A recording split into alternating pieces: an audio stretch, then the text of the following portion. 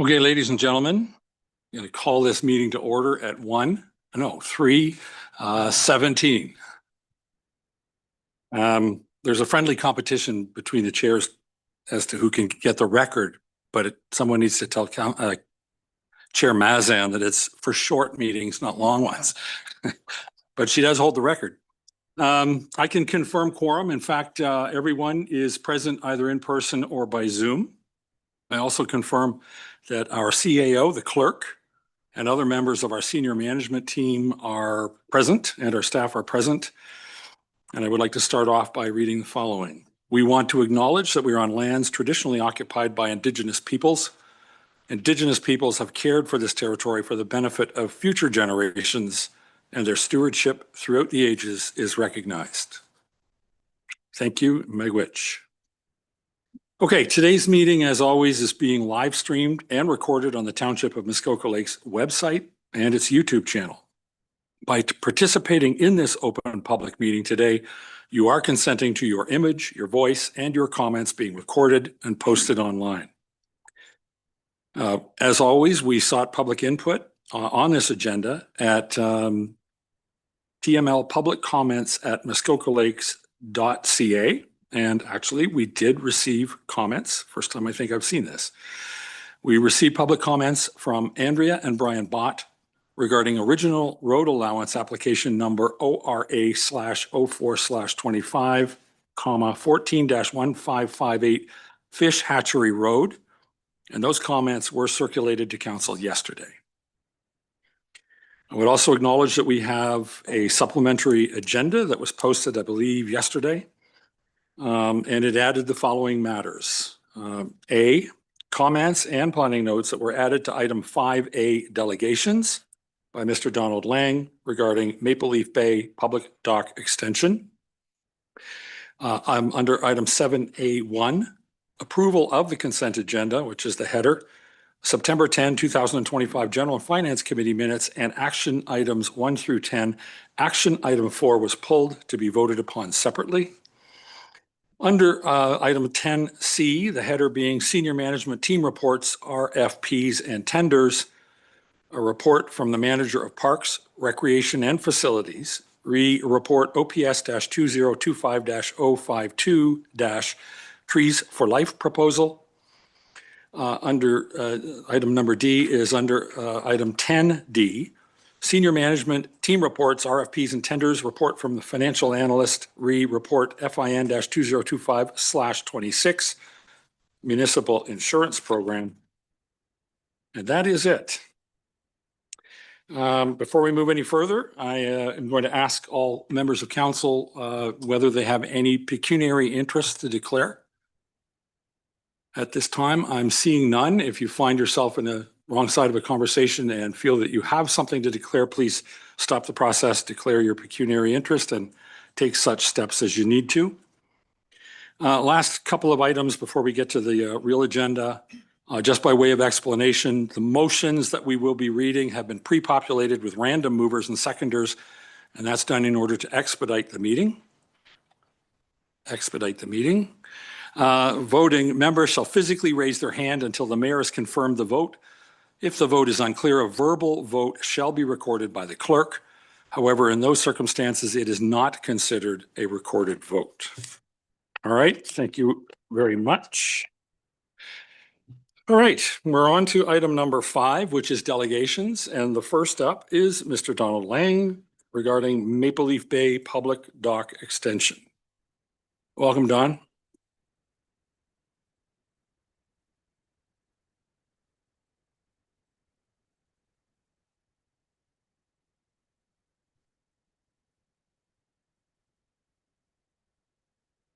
And council, thank you very much for allowing me to speak today.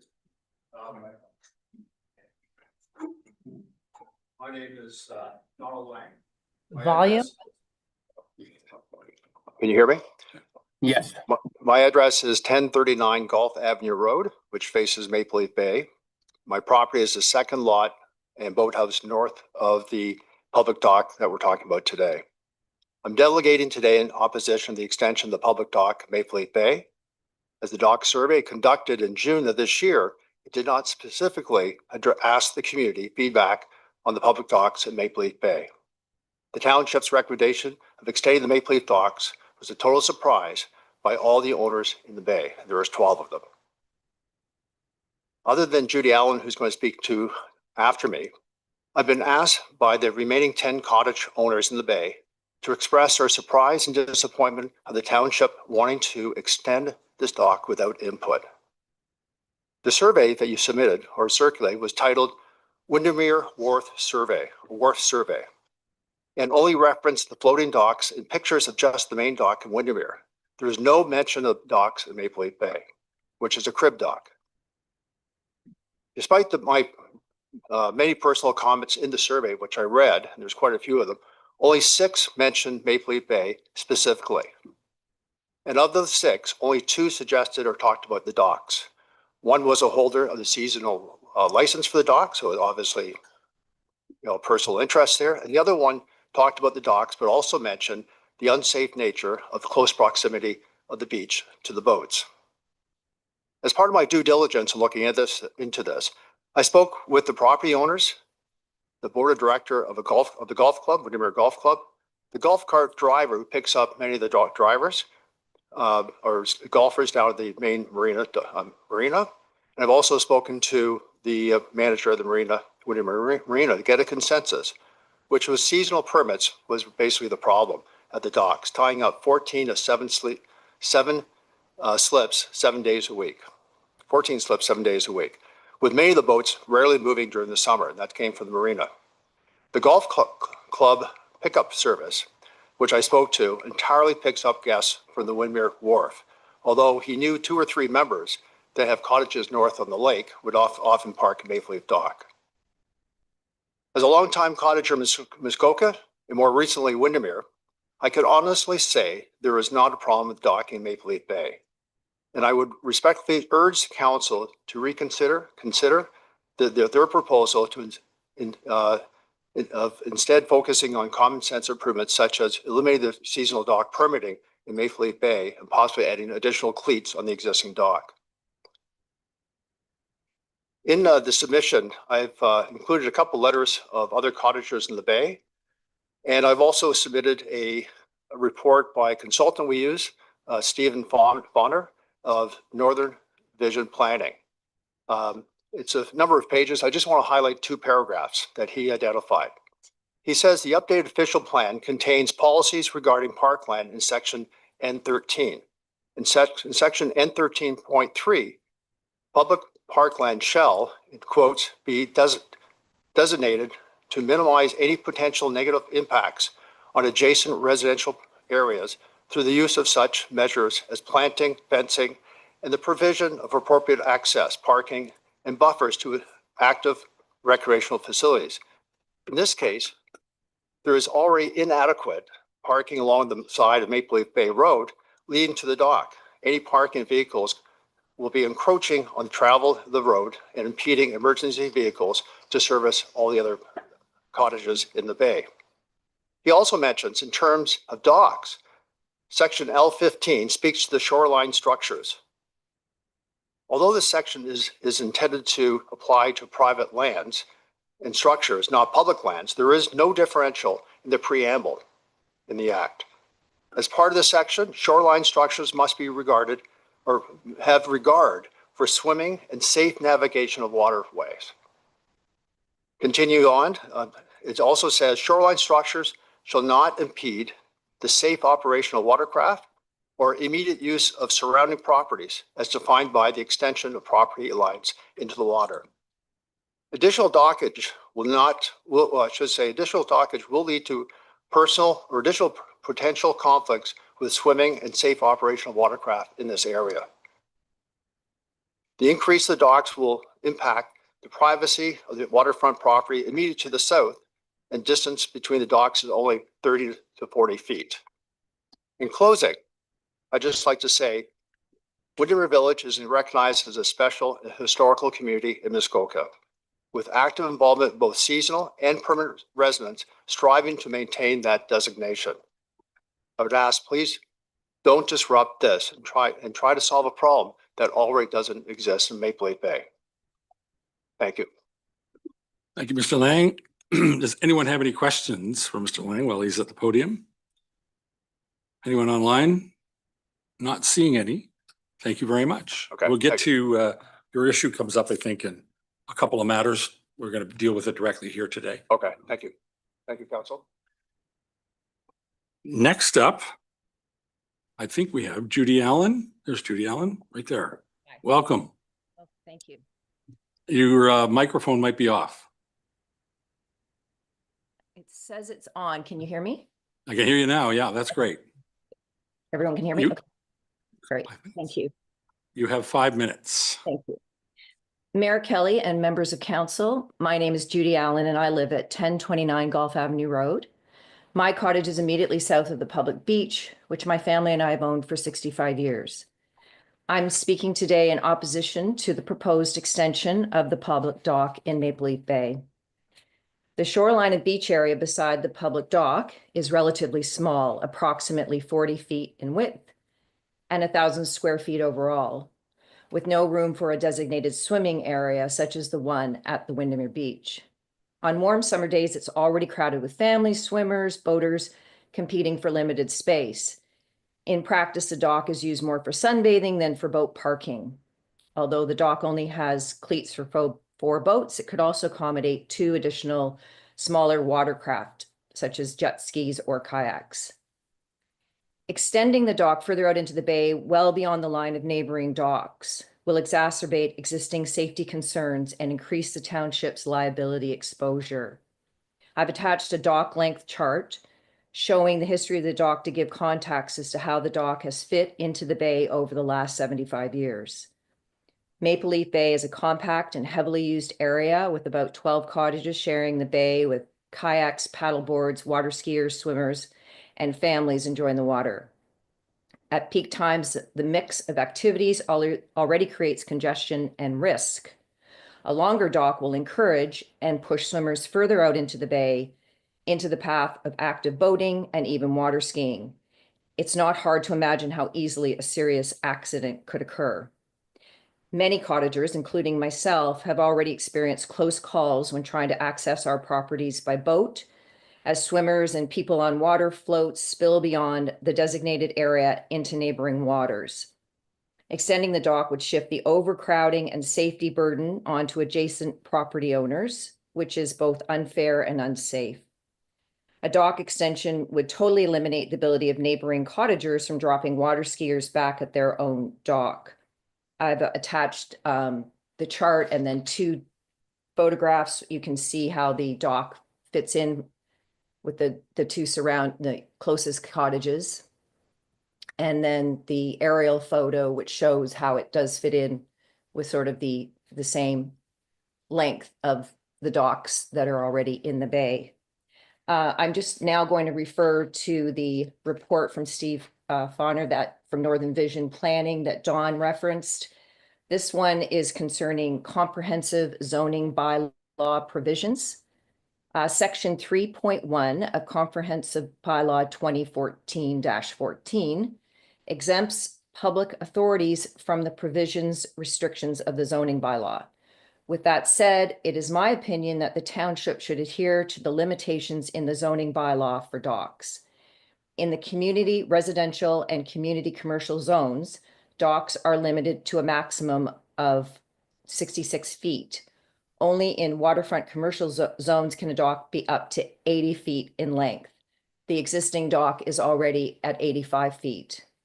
Approvals for additional length have been granted where water depths at the end of the dock are less than 2.5 feet, but the depth at the end of the Maple Leaf dock, as observed on October 5th, was 6 feet 8 inches. For these reasons, I strongly urge council not to proceed with the proposed dock extension for public safety, liability, and equitable use of the bay by other property owners. Improvements to public access should not come at the expense of community safety or the peaceful enjoyment of neighboring properties. The current arrangement works. Why jeopardize community safety? Thank you for your time and consideration. Respectfully, Judy Allen. Thank you very much, Ms. Allen. Does anyone have any questions while Ms. Allen is available to answer them? Nope, not seeing any. Thank you for your presentation. And we'll be on this matter probably in 15 minutes by the looks of the agenda. And we'll give real credibility to what both you and Mr. Lang have said. Thank you. Okay, so we're going to go to the consent agenda. And I will read a resolution. Okay, they've been expanded. They've been quite a few that have been pulled for discussion. Okay, good. All right, the first one is moved by Councillor Kent, seconded by Councillor Nishikawa. Be it resolved that the mayor and council adopt and enact the following minutes and recommendations contained in the October 15, 2025 consent agenda and direct staff to proceed with all necessary administrative actions. Number 1, September 10, 2025 General and Finance Committee minutes and action items 1, 2, 5 through 8, and 10. Number 2, September 10, 2025 council minutes. Number 3, September 11, 2025 Planning Committee minutes and action items 1 through 8. And number 4, September the 17th, 2025 Special General and Finance Committee minutes and action item 1. Does anybody have any comments on that? Any questions? All in favor? That carries. Thank you very much.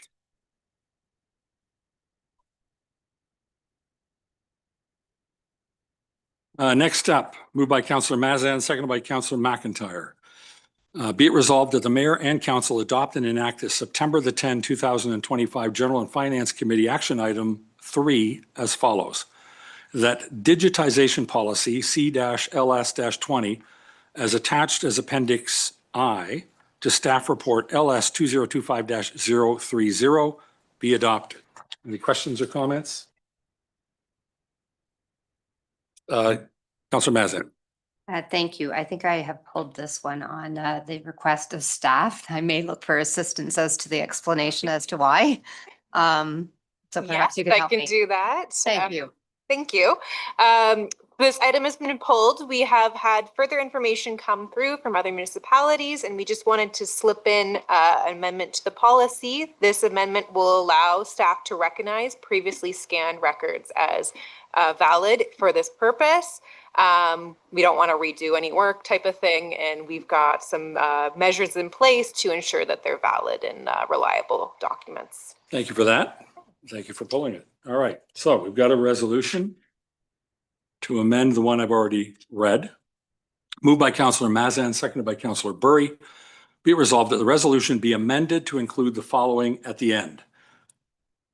With the following addition to the policy, records that were digitized prior to the adoption of this policy may be recognized as valid, provided that, number 1, the scanned record is reviewed and confirmed to be complete, legible, and accurately represents the original. Number 2, the digitized version is stored in the township's electronic document records management system, EDRMS, or will be migrated into it. Number 3, reasonable assurances exist that the record has not been altered since digitization, bracket, e.g. audit trails, metadata, or system security controls. And finally, number 4, if adequate verification of authenticity cannot be established, the physical record must be retained in accordance with the township's records retention bylaw. All right, we'll start with the amendment. Anybody have any questions or comments on the amendment? All right, I'll call the vote. All in favor? That carries. And then I'm going to go back to the first one and simply ask, I've read it. Yeah, I just want to make sure I've read it. I've read it. All in favor of the original as amended. That carries. Thank you very much. We'll sign vote.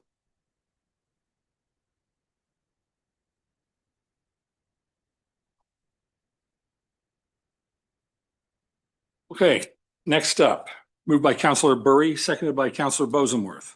Be it resolved that the mayor and council adopt and enact the September 10, 2025 General and Finance Committee Action Item 4, bracket, Report LS-2025-032- Sale of Original Road Allowance Application, Primark, Roll Number 2-22-033. Any questions?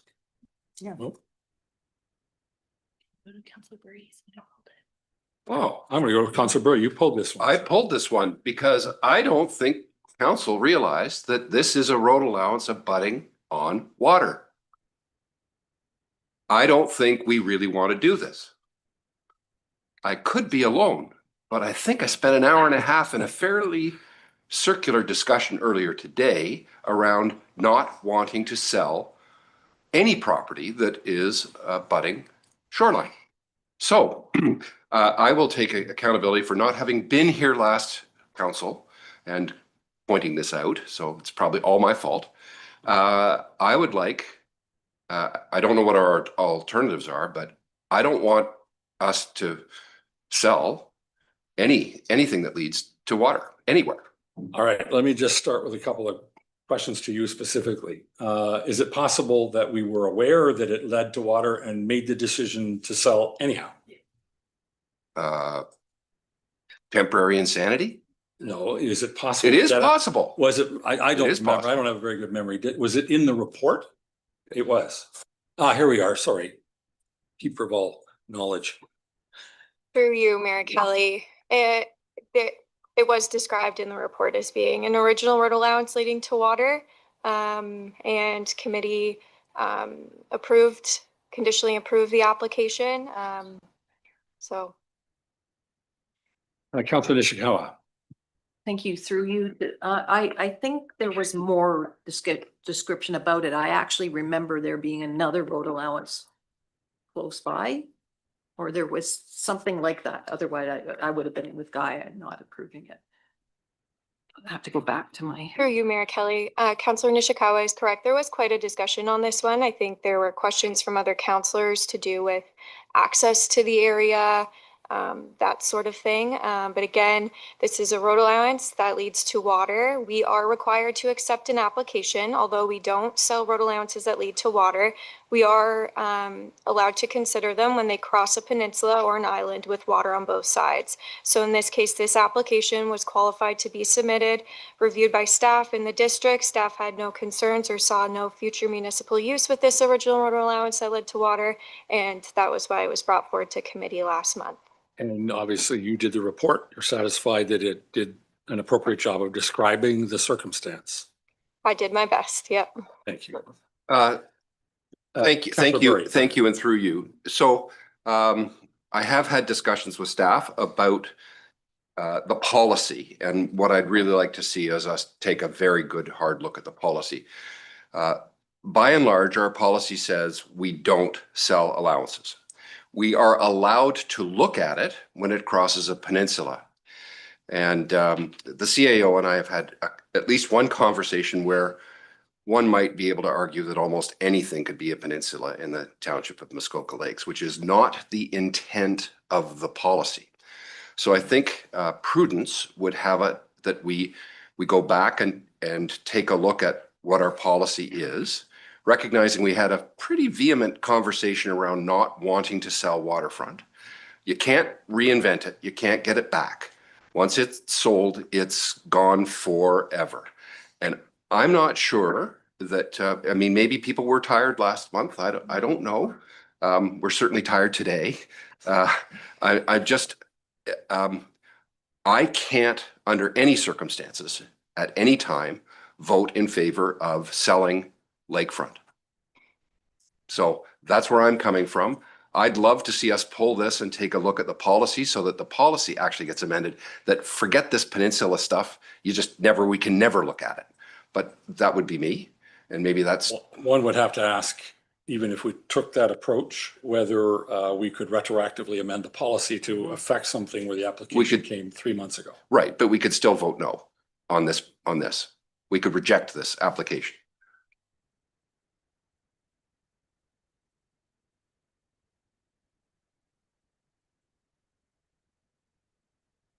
So just to be clear, I don't know who these people are. I don't like, this is completely around precedent for me.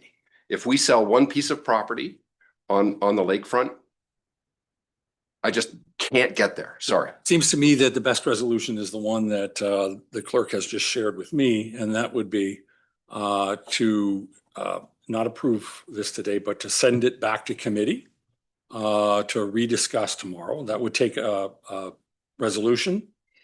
I'm assuming you would make the motion and we would need to have someone second it. Councillor Zavitz, Councillor Edwards, are you commenting or? Okay. You're thirding. Sorry. Oh, next month, not tomorrow, right? Councillor Nishikawa.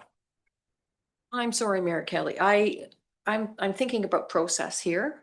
And I really feel that we vetted this application quite a bit. And I don't know what the vote was. I guess, do we have to start doing recorded votes? But I think it got approved, and that I don't believe that I sort of feel like we're hijacking the process that was in place at the time of the vote. And I don't believe that I'm negligent or any of those things. And yes, there's always a different view. But the way that it was described to us and what we have done in the past with those same, discussions, I don't know why we're not trusting ourselves any longer. Thank you for that. Councillor Bosenworth. Mayor Kelly, I wonder if through you, we could ask staff just to pull up either a picture of this one, because it's not always easy to figure out which xtension we're referencing, and I frankly cannot recall this one. I can do that if you just give me a few minutes. Thank you. Thank you.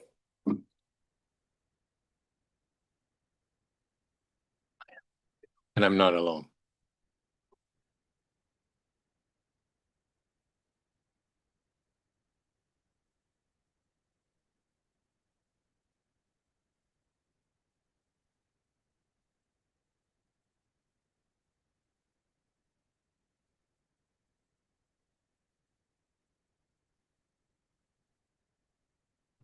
Liz is just going to pull it up for you. Thank you.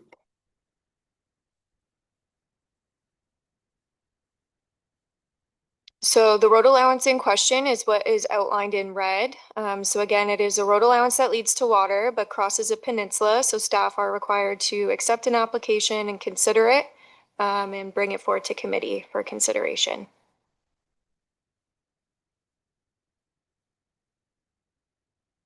All right, I'm not proposing that we relitigate this here now. We really have two choices, and that is to affirm what happened last month or to refer it back to committee next month. There's a motion made. There's a seconder in place. Does anybody have any questions about the process or about where we're going? Councillor Roberts. Thank you, Chair. Just bear with me here. I did rewatch the video and audio of this particular application to follow up on a query I got from Miss Andrea Bott. And it would I did write her back and explain why the decision was made.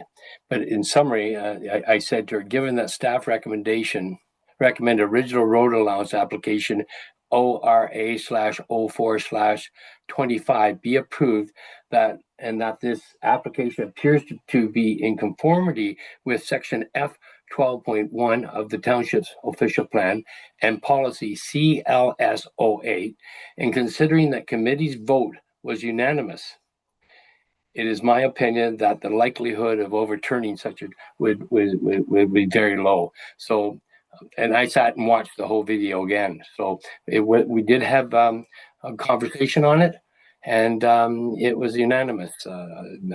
Unfortunately, Councillor Berry was not there. Thank you for that. Anyone else with other comments? I have another comment. What are you doing? We are all duty bound to read the material and understand the material when we raise our hand and exercise our right, our vote. I don't recall this specific item. Generally, I don't like the sale of any municipal property that leads to water. I know and I'm aware of the exemption for road allowances that both ends end at water. I really don't think it's appropriate for us to be reopening and relitigating. We had a full discussion. We had a staff report that appropriately covered off the matter, and we had a bit of a debate. And I'm thinking that that it's a bit harsh to think that we're going to go back and refuse or reopen every matter that we find challenged by. But there is a motion on the floor. There is a seconder. Have I read the motion? No. Did I read it? I'll read it again.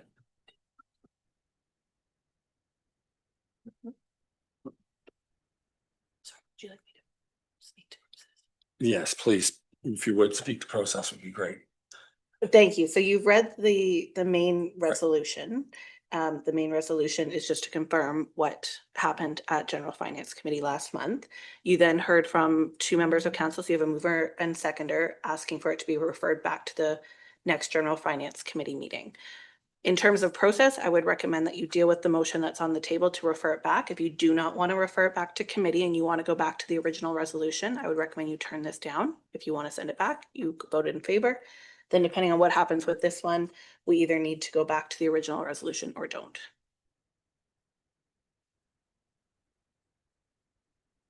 So I have not read this one. This is the proposed resolution to revisit. Moved by Councillor Burry, seconded by Councillor Zavitz.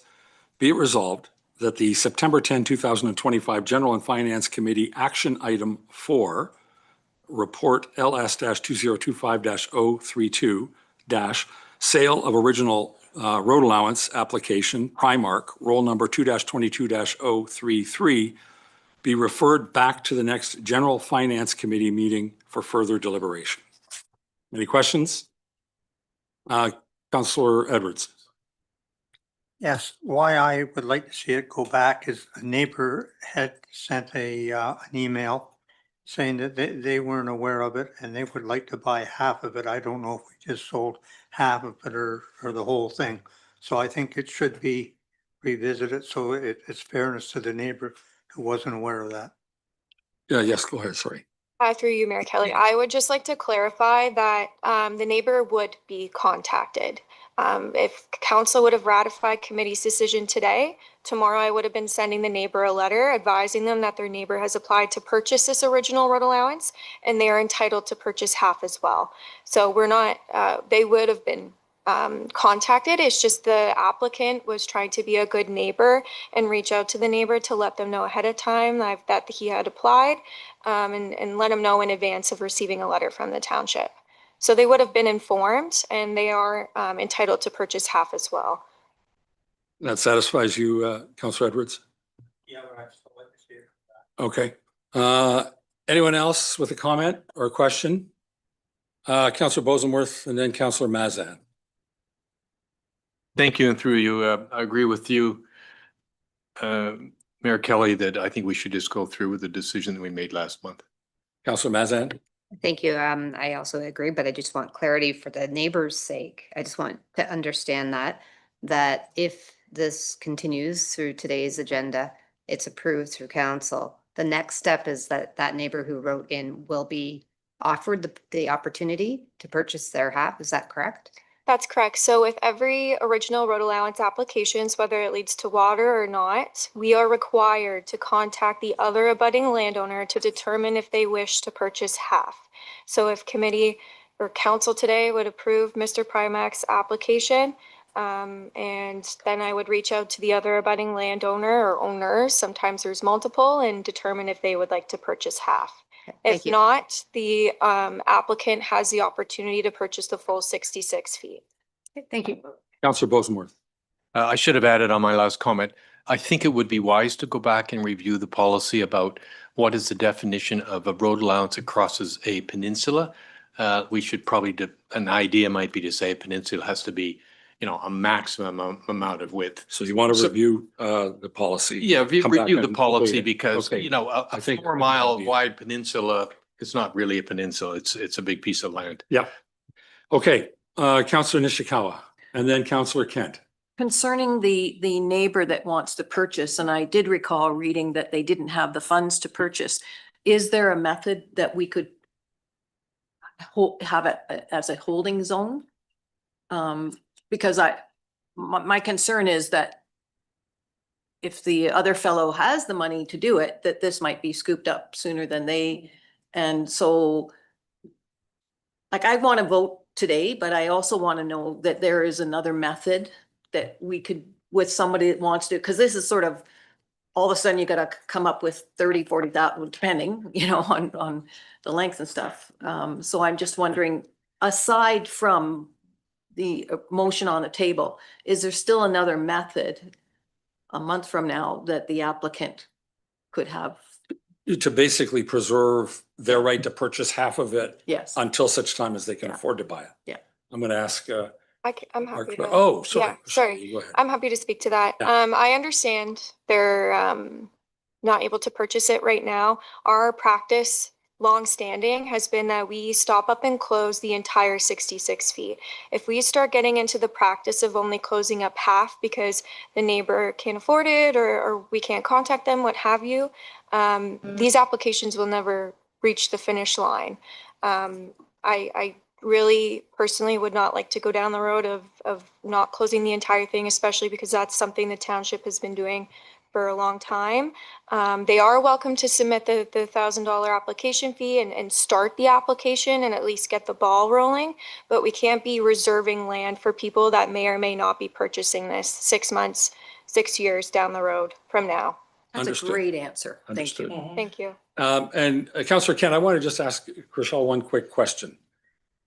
This is just the normal process. In the normal process, someone makes application to purchase, we approve it, and then you contact the neighbor. We're not doing anything out of the ordinary because they wrote a letter. This is how it works. That's correct. This is nothing out of the ordinary. This is what's been going on the last 5 years that I've been here. So Perfect. Councillor Kent. Thank you. I would say that I would support actually pulling this and having a discussion at the next whichever meeting we send it to. I don't know how this got through. I don't remember a discussion about the water access on this particular file. So kudos to Guy for picking that up, but I would support pulling it. It was documented in the staff report. I understand that. I'm not saying I'm not perfect, and I obviously missed that. Okay. Okay. Okay. If there's no more questions, and I'm not seeing any hands up, except Councillor Kent, yours is still up, but I think it's a carryover. This is the motion to refer it back next month. Okay, to kick it back to GNF next month. What was the reasoning for? It doesn't need reasoning. It doesn't, there's no reason. It's just, Well. it is what it is. All right, I'm going to call the question. All in favor? 1, 2, 3. Hold them up. 1, 2, 3, 4. All against? 1, 2, 3, 4, 5. Oh, I'm 6. Okay. That's defeated. Thank you very much. And now we'll go back to the original resolution, which I did read, I think. Yeah, I have read the original one. Any questions on the basically ratification and moving forward with this from council? Anybody, any questions or comments on that? I'll call the question. All in favor? 1, 2, 3, 4, 5, 6, right? 6. All against? 2, 3. Okay, thank you. Gotcha. All right, thank you. That carries. Okay, what time did the Blue Jays start? Point of order. Yeah. So Councillor Bolzemorth asked to have the policy looked at. Is that going to go to Never Never Land, or is that on? We react to resolutions if he wants to make a motion, I suppose. Yeah. If he's not, I'm fully prepared to. I'd like to move, and that we ask staff at some point to come back and look at that. At some point. Soon. yeah, through you, Mayor Kelly, this policy is something that Director Peroshi and I are looking to update. It's up to you if you want a motion on the floor, but we will take this into consideration, your comments. Councillor Bolzemorth? Through you, does that mean you don't really need a motion because you're working on it anyway?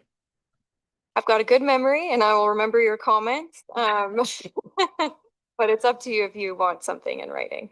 We'll remember this. I'm happy with that you're already working on it. Okay, thanks. Okay. All right, we're moving on to the next one. Okay, this one was pulled. I don't know by who. Moved by Councillor Bosenworth, seconded by Councillor Zavitz. Be it resolved that the mayor and council adopt and enact the September 10, 2025 General and Finance Committee action item number 9, and it's bracketed as the Venture Muskoka Memorandum of Understanding. There was a amendment. Yeah. Oh, Councillor Mazan, you pulled this one. I'm not sure if I see Mr. Cox here, but I'm going to try my best. That he did ask as well to have this pulled because there has been some other amendments or changes last minute from some of the neighboring municipalities that he would like to incorporate. And so that this would then come back at a future meeting, probably November, with some minor amendments. Thank you for that. Director Huff, you're good. I think I saw you nodding. Yeah. Okay. So the resolution is to postpone until November because of a change in circumstances. You knew that. And so I'll read this first. Moved by Councillor Bosenworth, seconded by Councillor Mazan. Be it resolved that the September 10, 2025 General and Finance Committee action item number 9, bracket Venture Muskoka Memorandum of Understanding, bracket, be postponed to the November council meeting. So we'll vote on the amendment first. Any questions, comments? Councillor Zavitz. I suppose, but it does presuppose the idea that it's already been approved but we're not privy to the change in circumstance, which is really odd. I mean, this is something essentially we're about to bless, but we can't bless it because we don't know what else is coming forward. I'm not dying to know what's coming forward, but it seems rather incomplete. Director Huff. I'm sorry. You want to share this? We'll be here till Thursday. Thank you, Worship, through you to Councillor Zavitz. So my understanding is in the update that council will receive in the November plan GNF meeting, we'll provide an update on some of the amendments that have been considered by some of the other municipalities. It's namely one, and my understanding is the amendments being considered are fairly minor. So we'll provide an update to committee at that point in time, and staff will make a recommendation if we include those amendments into the agreement.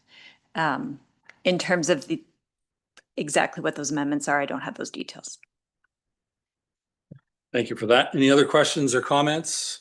I've read the resolution. I'll call a question. All in favor? Anyone opposed? That carries. Thank you.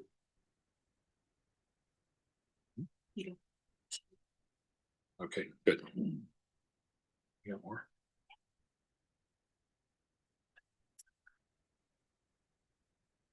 Okay, this one was pulled by Councillor Bosenworth, and I'm going to read the resolution and then we can talk about why it was pulled. Moved by Councillor Bosenworth, seconded by Councillor Roberts. Be it resolved that the mayor and council adopt and enact the September 11, 2025 Planning Committee action item number 9 as follows. That a decision on heritage designation application bracket Mason be deferred for the township to obtain a satisfactory heritage evaluation report completed by a qualified professional through utilization of funds in the township heritage budget to an upper limit upset limit. How funny. To an upset limit of $6,000. That's what it says. All right. Anybody have any questions on this one? Oh, before we go any further, I'll read you the resolution as the amendment as proposed, and then we'll get Councillor Bosenworth to speak to it. Moved by Councillor Bosenworth, seconded by Councillor Burry. Be it resolved that the resolution be substituted for the following: that heritage designation application bracket Mason be withdrawn as requested by the applicant. Councillor Bosenworth. Thank you very much. I was asked to pull this by staff and apparently the applicant, who was at the time of our last meeting wishing to have a heritage designation on their property has now decided they do not want to do that. And so there would be no point in proceeding. Councillor Nishikawa. Sorry, my problem with that is that often when applications come forward and we say we're going to protect something for heritage, and then we make our decision based on that. And now I feel I made a decision based on that I might not have made. Or like when they had initially come forward, right? So when they came, So you're suggesting that the application for historic, what is it, heritage designation was something in the middle of a different issue that you may have moved on the basis that they were doing this? That's a good point. I don't know that. there's an application that looks at this, right? Through you, Mayor Kelly, just to add some clarity to this. So there was a separate heritage application made in the name of Davio, which is a separate application. This one was for Chiefs Island. There's no associated planning application for this. It was solely the heritage designation application. Happy to provide any other background needed. Thank you. Very helpful. Okay. Any other questions? I don't see any anywhere. I read the resolution to withdraw, and I'll call the question. All in favor? Anyone opposed? That carries. Thank you. What am I doing? All right, and then I have one more question on that issue, and that is regarding the main motion, which I've read earlier, whether we can approve it as substituted by what we just approved on the amendment. Any questions? All in favor? That carries. Thank you very much.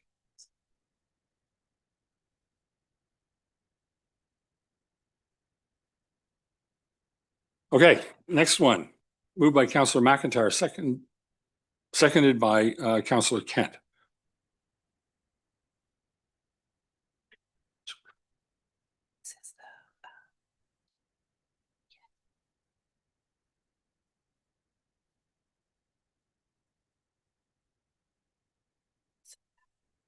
Okay.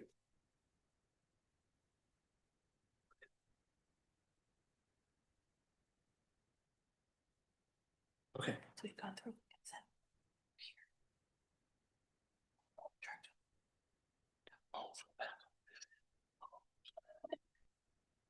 Okay, all right, I'm going to move on then. Sorry, I misunderstood. This is not part of the consent agenda. This is today's agenda. Got it. I misunderstood. We are moving now to 10A, the Windermere Wharf floating dock replacement. We heard delegation on that. I have a resolution. I will read the resolution. Well, I won't necessarily. Does anyone have any comments they want to make? Oh, Corey, sorry, we'll start probably with you. Yeah, it's easier if we do that in the right order. I'm tired. Thank you, Your Worship. So staff issued a tender for the replacement of the floating docks at the Windermere Wharf based on the updated layouts approved in August. 3 bids were received, and the winning bid at a price of $361,429.40 was to Pipe Fusion Services / NIDOC. And with that, staff are available for any questions. Okay, thank you. Any questions? We got a lot. Councillor Zabitz and Councillor Edwards. Thank you, and through you. So to both of our delegates, here we are. I guess my question is, do we have a discussion about taking out, the smaller piece of it, the bay part of it, or how do we have that discussion here? Is my question to you, sir. Mr. Moore. Yes, through you, Chair. So we did separate each location out within the tender itself. So if council wishes, they may choose to not award that part of the tender document, and as which staff would proceed with the remaining piece. Councillor Bosenworth. Thank you. Oh, sorry. Pardon me. I missed Councillor Edwards. I called you earlier. Yes, thank you. So is it possible to remove the Maple Leaf Bay at this time, which is 17,525.45. Mr. Moore? That's correct. Yes, council desires. Wait a second. Councillor Bosenworth and then Thank- Councillor Nishikawa. Thank you. And I wonder through you, Mr. Moore, could you refresh us on what public input or what data we had Mhm. to propose an extension to the Maple Leaf dock? Yes, great question. So through the public engagement, the public survey we held for the Windermere Wharf, there was an overwhelming response for a need for more docking. As we looked at the Windermere Wharf itself, given its size, there was only so much we could do with it without getting too big. So the thought was nearby was another public dock, the opportunity to add some floaters there to help alleviate some of that docking concern at Windermere Wharf. And that's where those got implemented into the final layout designs. So, yes. Do you have a follow-up, Councillor? I do. Was there anything specifically related to Maple Leaf dock saying that there was a lack of capacity on that side of Windermere? Because they're quite different locations, and to me, they're just different locations. One can have a big demand, the other one not have any demand at all.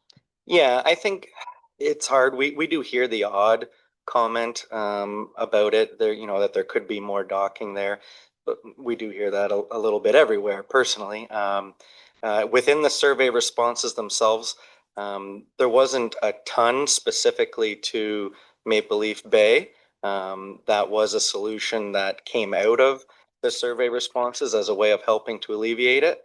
Now, in saying that, when the layouts were designed, there wasn't a knowledge either of the removal of seasonal permits as well. So with those multiple changes, and now moving forward in future years, there not being seasonal permits at the Windermere Wharf as well too, that alone could definitely alleviate the parking situation at the wharf for sure.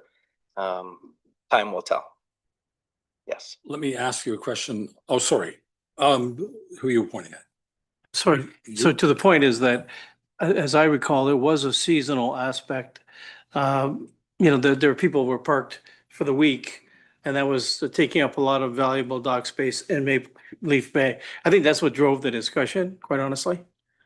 But let me just level set a little bit here. What I remember reading is that we're taking up with the additional dock spaces at Windermere, and I assume also with the elimination of seasonal passes at Windermere, we're taking up the capacity for itinerant travelers to park there by, I think it's 33%, unless I got the number wrong, 30 to 45 or something like that. We obviously have to phase out. Part of the phase out is the phase out on the transit, the seasonal passes. So there's going to continue to be some pressure on those docks, but we're also proposing to add, I don't think we've agreed to it yet, fingers on those docks to add, what's the additional fresh space that we're adding proposing to add at Windermere? At the Windermere Wharf? I think it's approximately 10 to 15 additional spots. 10 to 15 additional spots.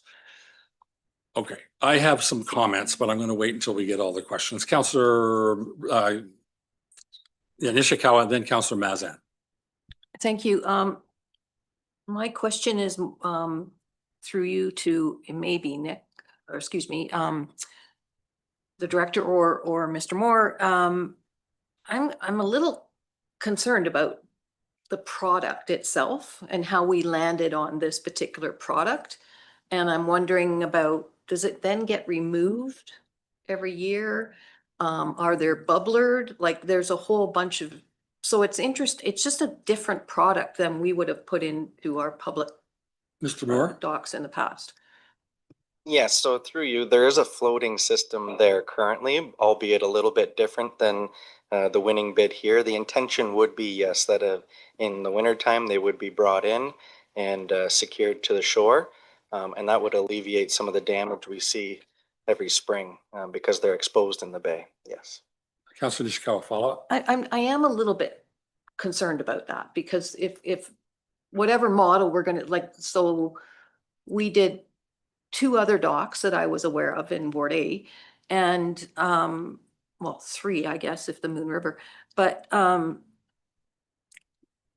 it was more of a honking down, you know, kind of thing that this is a structure that's gonna be here a long, long time.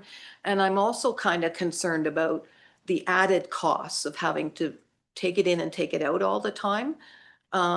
Because they should be part of the process, like we should, I feel, council should know what all of these added costs are going to be. Thank you. More. Through you, Chair, yes, there's certainly going to be some ongoing maintenance costs with removing and installing. But I think in an area like this, given the size of the docks and the system itself, the floating is preferred. If we were to go with a more permanent solution, the price of this is gonna skyrocket. Councillor, was it Mazan was next, please? Thank you. And thank you. And through you, I think I'm just picking up on some of the questions you were asking. I just wanted clarity, if I could, on two things. First of all, it would appear that on the Windermere dock, that there's the potential for 15 new spots. Is that correct? Correct, yes. And that in addition to that, that there's the possibility of 8 other spots on top of that that would now be out of the seasonal pass. So that would be a potential of 23 new spots available to the traveling public. Is that correct? Correct, upon completion of the rollout, yeah. On the Windermere side? That's correct. Okay.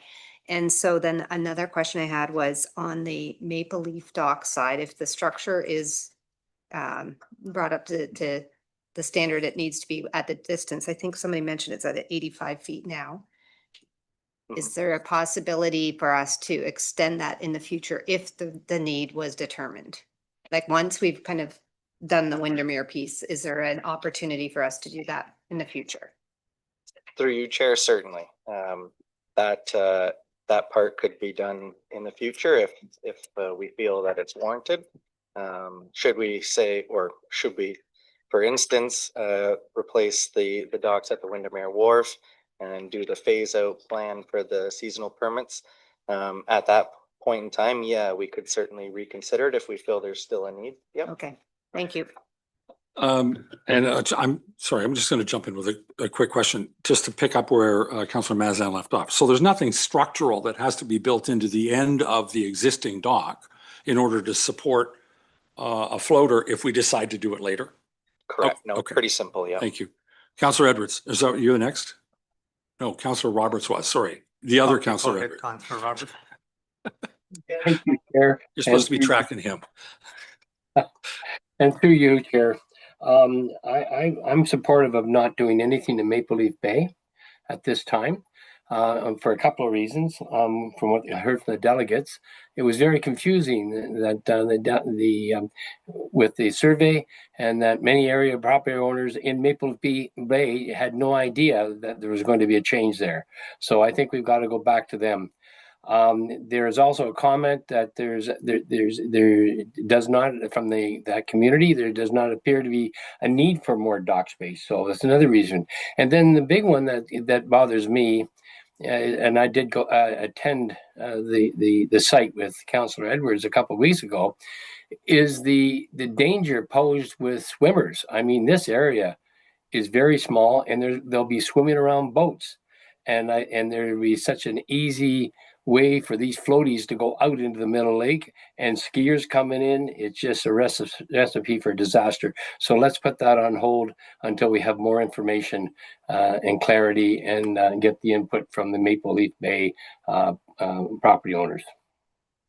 Thank you very much for that, Councillor Edwards. And then I was just going to say the same thing, and remind everyone too, that is a dock.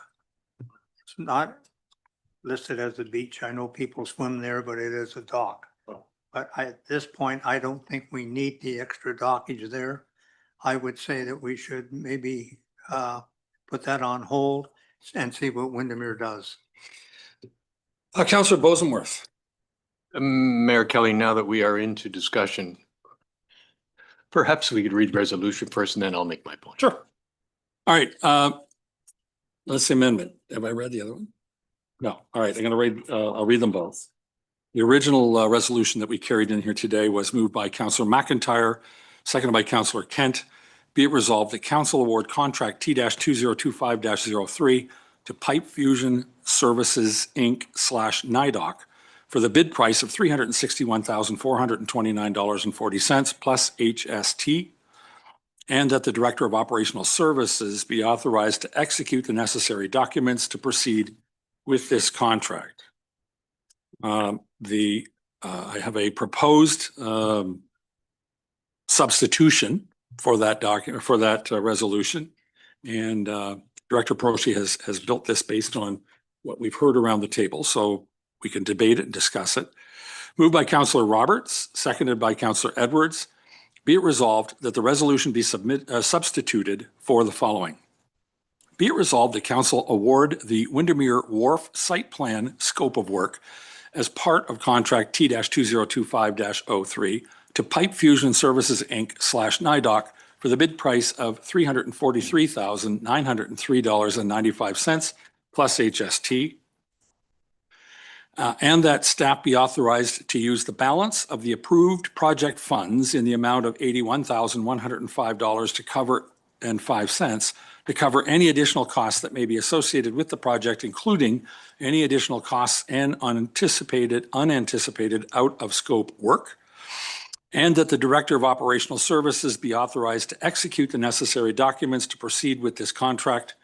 And lastly, that the Maple Leaf Bay site plan scope of work as part of contract T-2025-03 be deferred until a future time.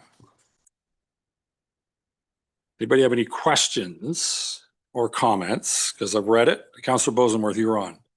Yeah, I'm sorry, I didn't quite understand. There was quite a bit in there that I wasn't expecting. And I'm just trying to understand what it was, which concern it was trying to capture. What? Well, I could take a stab at you, Director. The last part I understand and agree with, which is let's defer the Maple Leaf dock. But then there was something else about, you know, changing of budgets and numbers, and frankly, I couldn't follow it. Director, and I don't know which councillor's concern. Her answer. Thank you, through you, and I'll look to Mr. Moore if I have this incorrect, but the rest of the resolution is just to reflect the change in budget because you're not awarding the entire contract, you're only awarding portion of the contract. So the numbers needed to change. So rather than going through piece by piece, we just wiped out the whole resolution, put a new resolution with the new budgeted amounts and deferred the Maple Leaf Bay docks to a later time. Director, not yet. Yes, There was a reference to, I think, 88,000. Did I hear that correctly? $81,105.05. What is that? Sounds like a. So Because the Maple Leaf was only 17,000. So yes, through you, Chair, that 80,000 is the remaining amount from our 2025 budget. I think that section, it can be removed if we feel the need to. That was an earlier version of my mistake, clerk. But if council wishes, I think Director Donaldson would probably like that too. I think we all should. Without calling a vote, just show of hands. Everybody sort of support me taking that paragraph out? All right, and then I don't have to reread the whole thing. It's just this paragraph.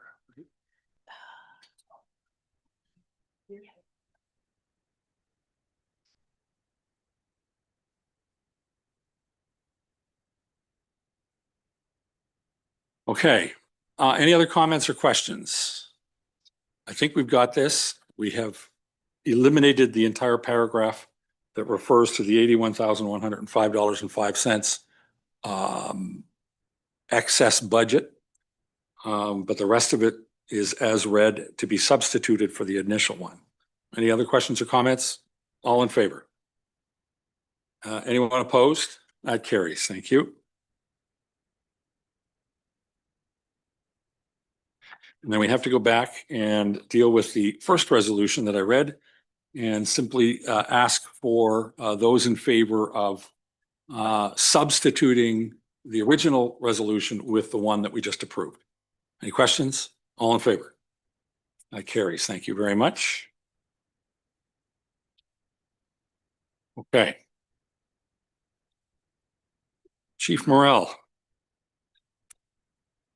Lost me.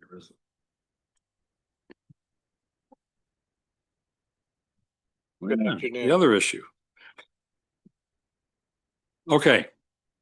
Welcome. Good afternoon. We'll talk about the fire station rejiggering commentary that you have to give us. I like the way you put that. You're on it. Thank you, Your Worship. Through you to council, before you is a report that recommends to council that council confirms the previously endorsed 7-station model and adopt the associated implementation plan.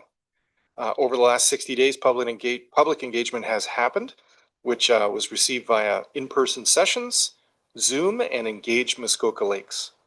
Main concerns are contained in the report, and staff responses are in the report as well. Staff now requests that the recommendation be approved and that the 10-year capital plan be updated. I now stand for questions.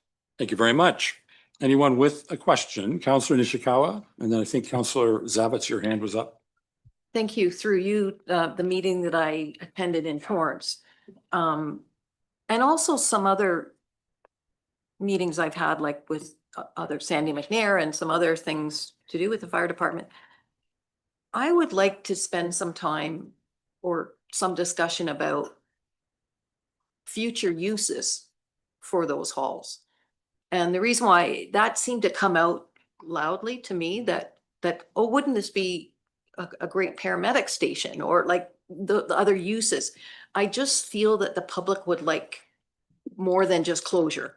Councillor Nishikawa, I think you raise a really good point. I too was at that meeting in Torrance and I heard that loud and clear. I'm not sure that that's for this discussion, but it is something that we need to track. We're going to be dealing with other, well, I shouldn't say that. We could be dealing with other assets that we're looking to deaccession. And I think that there's every reason to believe that other people may have a higher calling and a good use for them, and we need to explore that with each local community. If I could, I am challenged on voting on this today, and so I am not suggesting anybody else, follow my lead. But I would have liked a little more information, and I didn't feel closure coming out of that meeting. I didn't feel people were comfortable, and so therefore I can't vote on it today. Thank you. Councillor Zavitz and then Councillor Mazza.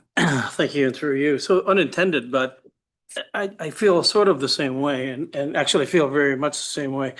The word that came out of the meetings, you were there, Councillor, other councillors were there, was the word compelling. And I think the fact that the CN rail train slices through Torrance, 4 times, and the impacts that could create were to be stopped at any one of our 4 or 5 crossings, was again very compelling to many of the people that attended and afterwards.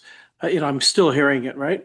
And I think the other thing too was it really came through loud and clear. And I think, Brian, you did an amazing job, as you did, in terms of fielding a lot of the comment, was that there's a very real concern about the people's medical safety, the people that, and again, I think we got off on a track there with, hey, don't worry about it. The fire people aren't trained, but here comes the EMS people right away. Bam, they're there and it's all good. That was a real underlying concern. And I'm not so sure this report today, and I kept going through it. I've read it a number of times.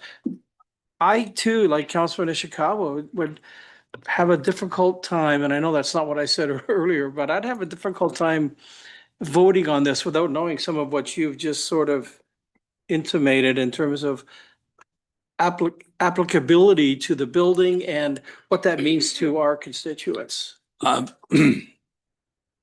Since you referenced me, I will pick it up. Those questions could take months and years to resolve, and we have months and years. The closure in Torrance is scheduled, if I'm not mistaken, for 30 or 29. Thank you. Through you, I was going to mention that our plans internally for the fire department are that we would still require those facilities, even if one were to be decommissioned, because we still have to construct more facilities for the space requirements that are cited in the aforementioned fire station location study. So really offloading these buildings was not something immediately that we needed to calculate because we still need the buildings for storage. As council may recall, we had a facility that was our storage facility and it had snow load and it crushed itself. So we are using these facilities the best that we can. Councillor Zavitz. Thank you. And through you, I want to say it again then. The two wasn't really about the usage of the building and where it's going to go. It was really about the train. People are scared of that train and the impact that it could create with one stoppage on all four and how nobody else can get through. And I guess you'd have Walker's Point on the other side and you'd have Gravenhurst, you'd call them in. But what that means in terms of time, and then again, comma, the medical health thing. I think maybe we could solve that by just more public informational exchange. And again, we talked earlier many times about communication. It might just be that, timing and times and response times. That's my thought. Go ahead. Through you to council, I just would like to draw your attention to, we talk about response times in the appendix 1 or appendix I of the report. You'll see it references, and I was trying to wrap my head around what exactly the concern was that was coming out from the public, because I don't think there was a thorough understanding by the public that it's the same staff that is manning both your Torrance station and your Walker's Point station. And oftentimes the Walker's Point station, it's the rescues coming out of Walker's Point. So the primary vehicle that is most able to access a cottage area is coming out of Walker's Point. And when you look at the report, it talks to the fact that right now, only 22% of the time, Torrance fire apparatus were first on scene. In those serious moments, what I would like for council to understand is you have people coming from both sides of the tracks. I couldn't understand what the severing of the tracks had to do with the conversation. I still am stressed about what we're missing in our way of looking at this. The tracks have always been there and we've always been able to contend with them with the same crew. It's the same people. Thank you for that. I'm going to go to Councillor Mazan and then Councillor Nishikawa. Thank you, and through you. And we're just in questions, correct? We're not making comments right now. We haven't. I just want to confirm that. Yes. Yes. Okay. Well, no, I question. My recollection from when you presented this before is that this, as our fire chief, is a recommended model that you would recommend us moving forward with. Is that correct? That is correct. And that, if I could just have a few, is that okay? Thank you. And that coming out of our meeting, as noted in the resolution, there was key areas that were wanting some further education, and that was the process that we just undertook. Is that correct? That's correct. Okay. And that in that appendix that you've identified each of the main concerns and the responses that were to help appease some of the anxiety, I think that we're going to think. So then my last question, if I may, the transition plan for all of this is a 10-year capital plan. So any of these facilities, there's going to be ongoing and probably very robust community engagement to ensure that we get to the best possible service delivery, whether it's fire service or EMS. I just need to have that confidence. Yeah, that's correct. The only thing I would highlight in there through you, your worship, to council, is that the service of pre-hospital medical care and transportation belongs to the District of Muskoka. We do that on their behest through an agreement with them. Should they wish to retract that agreement or amend it in any fashion, it is completely within their power to do that. It is in their authority. Councillor Nishikawa. Thank you. If I could, there's a couple things for me. I'm not sure why we had to rush this. That's the biggest thing, because quite frankly, it was only a couple of weeks ago that we actually had our public meeting. And in reality, there was a little bit of concern that it wouldn't have happened unless a resident reached out. It wasn't a planned, like, these are all the dates that these meetings are happening and people can go and that concerned me, but that was how it ended up. So I'm same with what Susan had asked, like I'm wondering when and how we're going to engage the community. And that's why I'm saying there shouldn't be a rush because, but I really want people to understand around this table, the number of train derailments we've had, the number of fires on the tracks that we've had, we've had 3 deaths that I know of on the tracks. People's choices, quite frankly, but, and it was delayed for we're not talking about a couple of hours. This was all day long with all these studies and everything else that have to happen. So if there's a concern in that area, it's because it's happened. And even quite honestly, there was, I don't know where it ended up, but there was a near fatal accident on 169 in Southwood. And it seemed like it just it was for the local people. They took care of the guy. I don't know that ever got reported, but we've had, even right in that intersection, so many accidents. So I'm just saying that I really want the rest of council to understand why people are afraid in Torrance, because it's happened and for many, many years. Councillor Bosenworth and Councillor Edwards. Thank you. And just going back to the point on the concern of the people in Torrance about, it's just so that I understand, but I think I might clarify things a little bit. So I understand there's a train going through. It's a long, long train, which means people, equipment and people coming from Walker's Point can't get down, but people from Gravenhurst can get up, and it's on. Walker's Point can make it. All right. Bell. Sorry, his Bala can't get there. But my question to the chief is, you said people are coming from both sides. Does equipment still come from both sides? Because, those trains are always going to be there. And I think we've got one fire station on one side, one on the other. If this one's getting close somehow, is the people and the equipment still able to get there when the train is blocking the road? Correct. Yes. Okay. Who is Councillor McIntyre, and then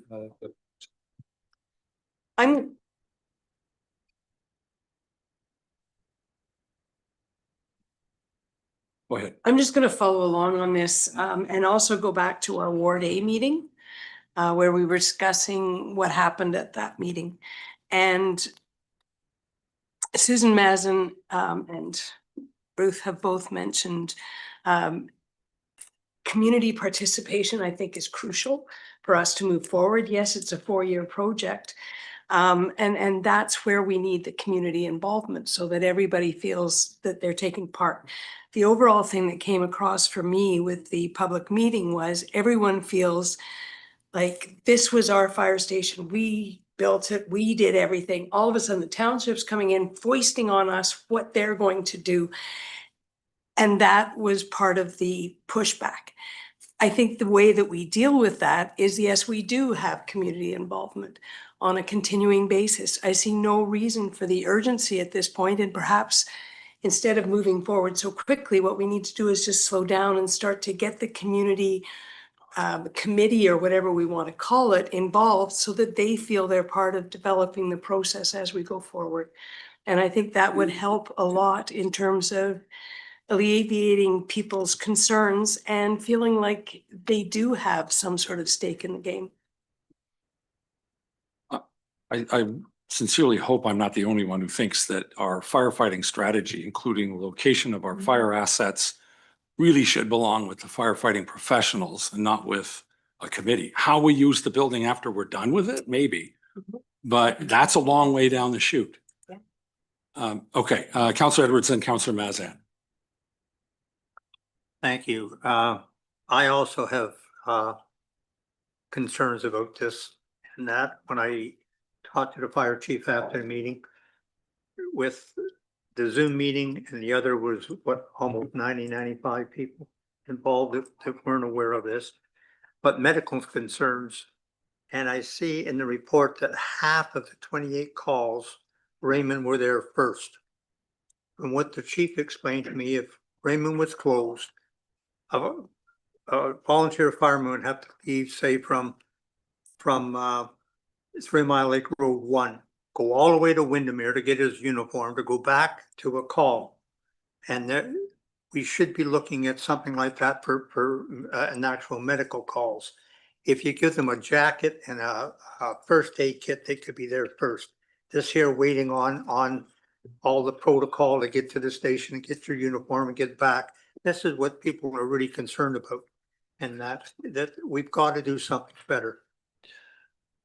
And Councilor Edwards, at the Torrance, this issue came up, and frankly, of all of the things I heard in a 3-hour meeting, the only thing that I hadn't thought of or hadn't heard of before was the fact that our fire is usually, I think statistically, usually the first responder to an EMS situation.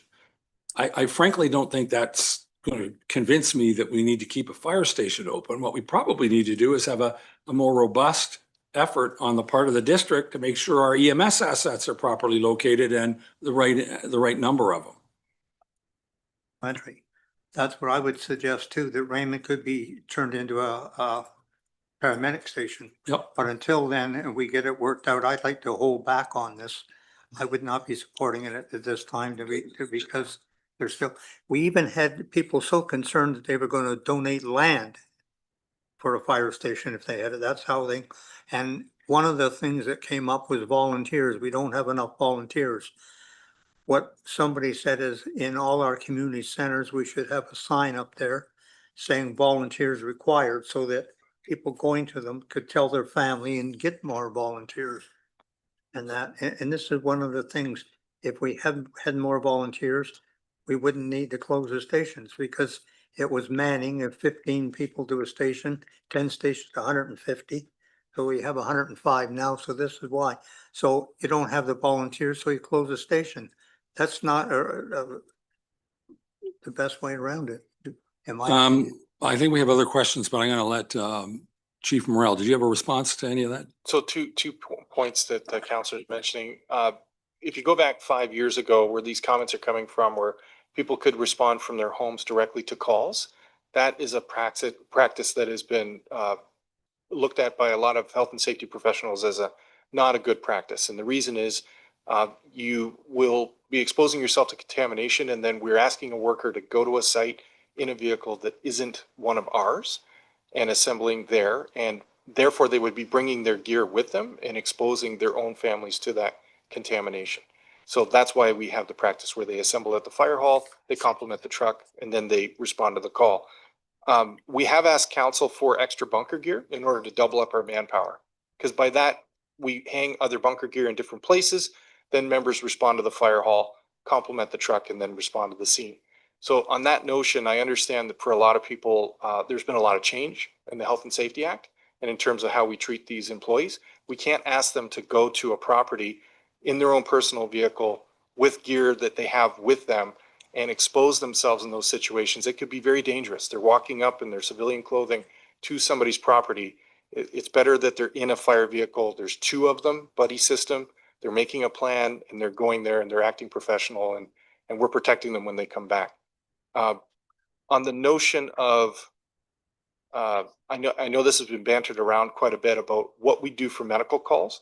When you look at the statistics that you were just mentioning, Councillor, through you to the councillor, it was 33% of the time that Raymond fire apparatus were first on scene, which meant that 66% of the time they were not first on scene. So that's why the numbers went as far back as they are. You had mentioned 50%. Councillor Edwards, did you have another question? Yes, supplemental. I'm looking on page, on page 79, medical calls, and it says Raymond apparatus was first on scene for half of 28 calls. That's 50% of the medical calls. Yeah, for medical calls, you're correct. Medical calls. Yeah, you're correct. And what I'm saying is, if you're going to a medical call, why do you need all your bunker gear? If we gave them, you need it for bloodborne pathogens. But this is why you hire a fire chief. So this is like, we're in the weeds, and this is the liability stuff. This is where the town could get sued if we don't protect our people. Okay. So we have to have the right gear. If I may, since I think we're past the questions, let me read the resolution. It's moved by Councillor Nishikawa, seconded by Councillor Edwards. Whereas on August 13, 2025, General Finance Committee recommended adopting the 7-station model contained within the fire station location study. And whereas prior to final adoption, staff were directed to notify the community of the proposed decision and report back on any feedback received.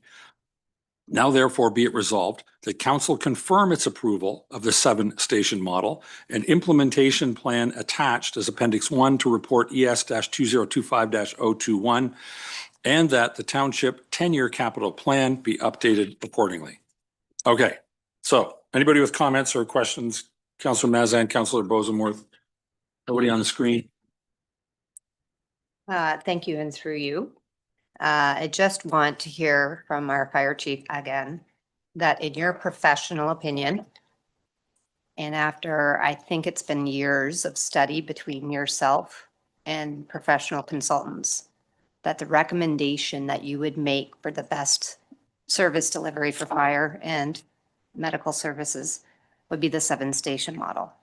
Correct. It would be the 7-station model. Okay, and that's your professional opinion. That is my as your professional fire opinion. chief. Thank you.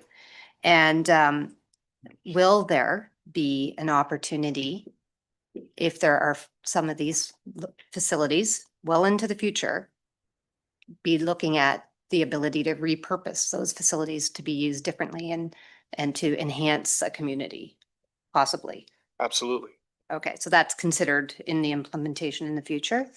And the last thing that I wanted to ask is there a way, once this decision gets made, that this would be the way that we can engage with the district? And the medical calls is the one thing that I'm hearing fairly consistently, to ensure that that service delivery is not only as good as it is today, but even better possibly in the future.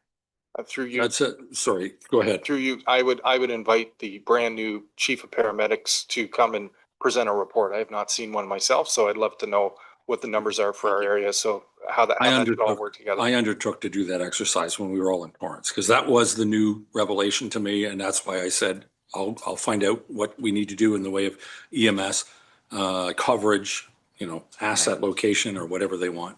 So if I could just make my comment, thank you. Those were the three pieces I just wanted to be sure of. This has been a couple of years at minimum. To even imply that this is rushed, I think is a disservice to the group sitting around this table.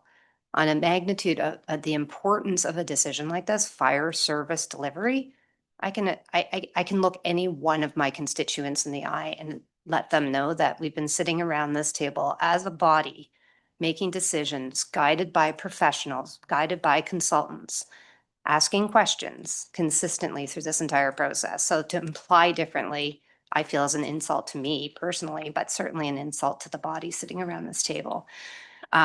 We are sitting here today, we get to make a decision. The decision isn't going to be enacted tomorrow.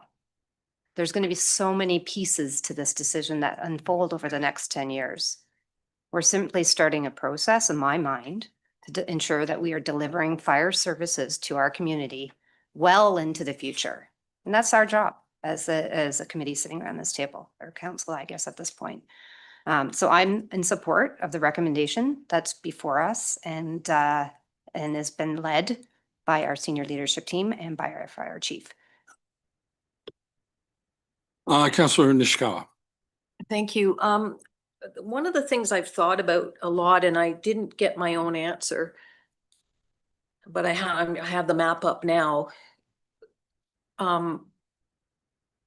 So some of you may have heard me through the Trails Councils and things saying we should be focusing on 141. That's our next wave of growth.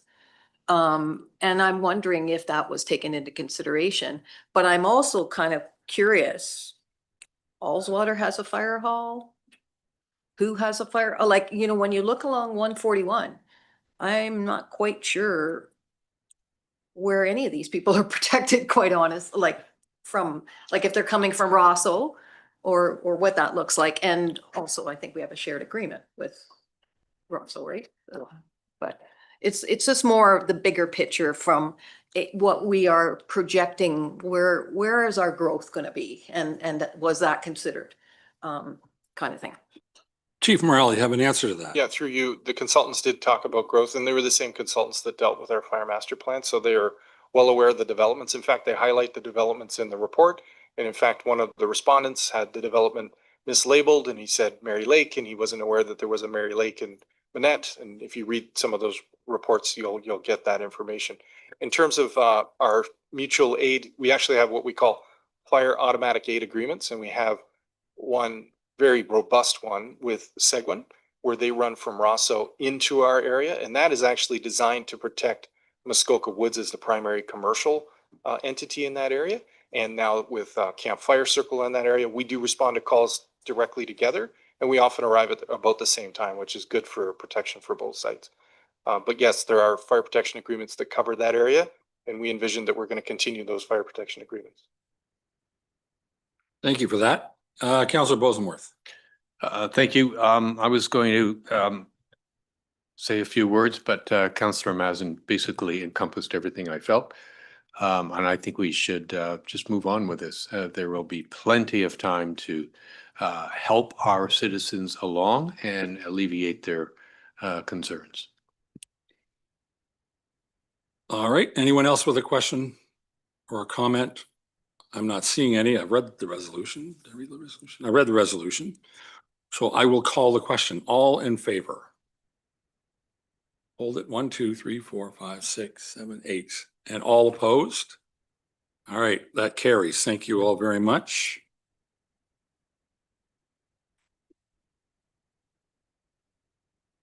What's next?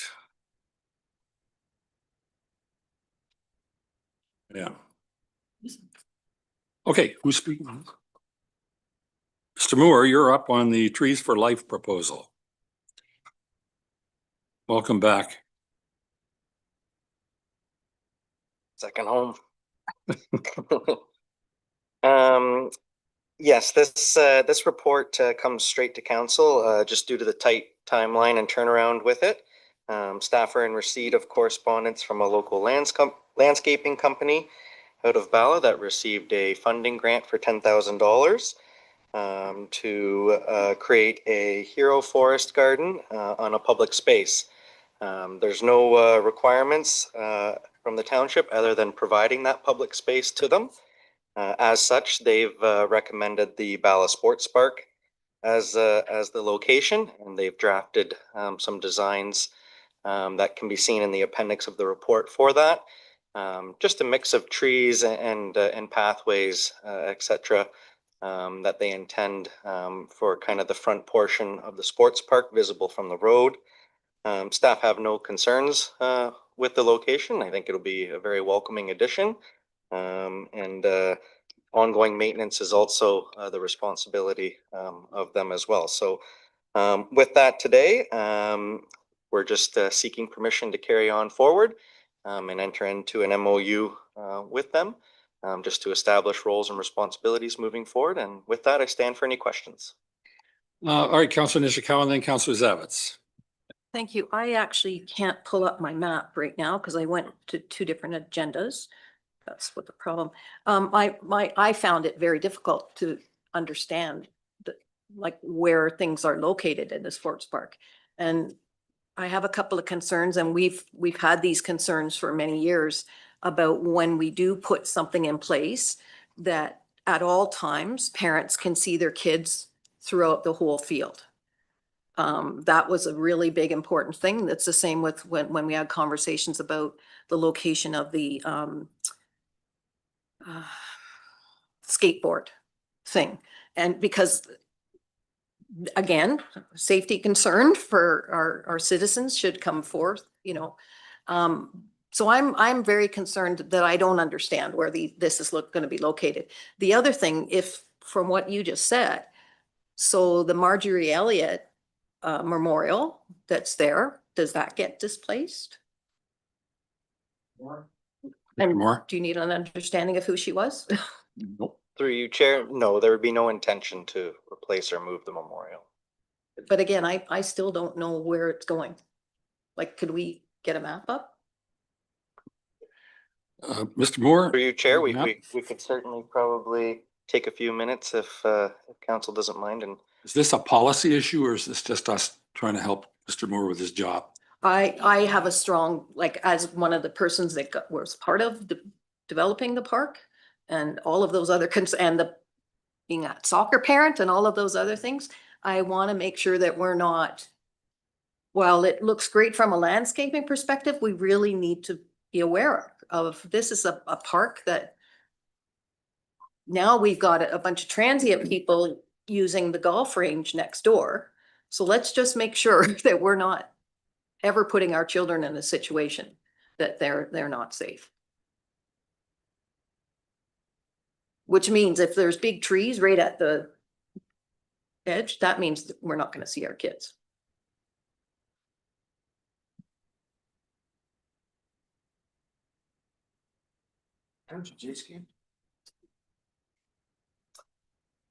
through you, Chair, I think Liz is just going to pull up a little bit of a map for us, but it's the front right portion of the park, if that helps at all. So behind the police station-ish. No, not quite behind. Well, no, that would ish. be the Marjorie Elliott Memorial. Correct. It's in We've that. heard that memorial is not going to be disturbed, so You we can just- probably move oh, past that. perfect. Correct. It would be. No, it would be if that's the location. No, sorry. No, we wouldn't be moving the memorial. I think if anything, we'd work with the landscape company to make sure to highlight it, right?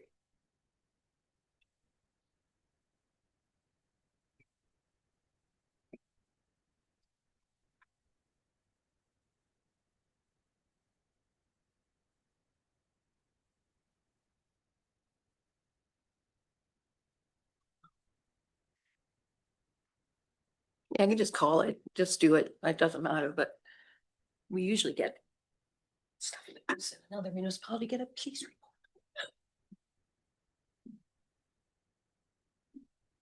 report. I'm going to read the resolution because there's dead air here.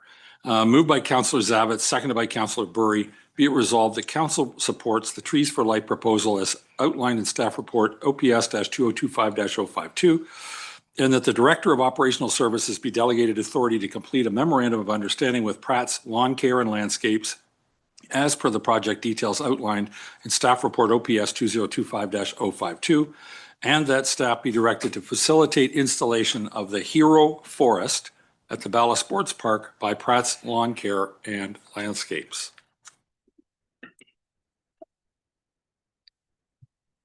Councillor Zabitz, there's a map up. Maybe we'll let Mr. Moore speak to it. Sure. What does that mean? Sure, if you'd like. Obviously, we want the parking lot just right here, the pathway with the pavilion right here, the soccer field would be. So you just down can't here see the kids then? from the parking lot? No, probably. I can't vote for that. Okay, thank you for that. Who else had a question? Councillor Zabitz. Thank you, through you. So, yeah, to Councillor Nishikawa's point, I mean, it is a good point. A very, very good point.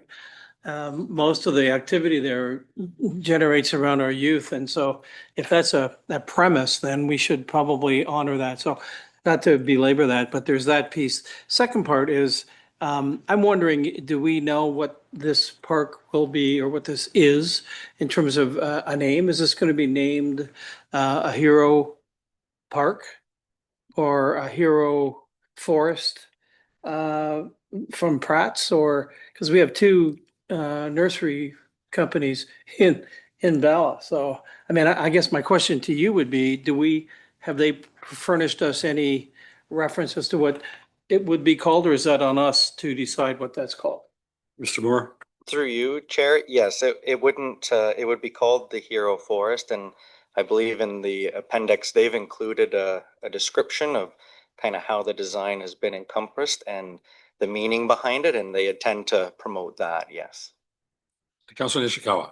I would be comfortable if we were to look at, unfortunately, two other corners of the park, which essentially are the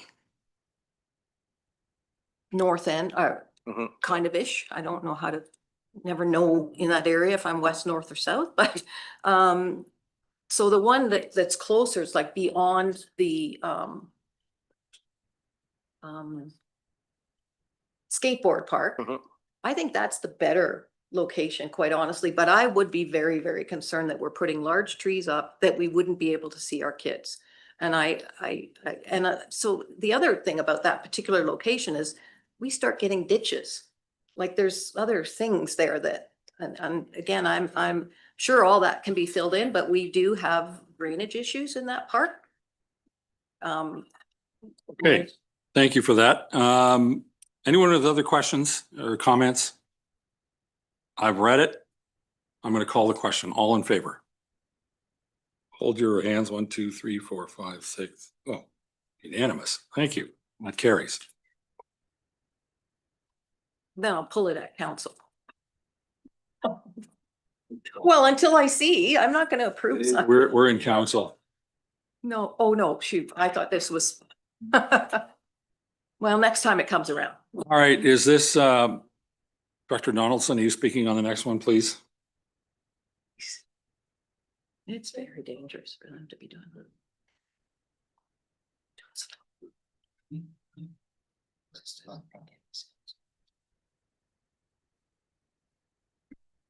Thank you, Your Worship. So I'm going to present this item on behalf of Ms. Guy. The township's insurance with Marsh Canada is recommended for renewal from October 1st to September 30th at a total premium of $598,814, which is up 2% from last year. Increases are mainly related to general liability umbrella coverage, that is for coverage for general liability in excess of $5 million.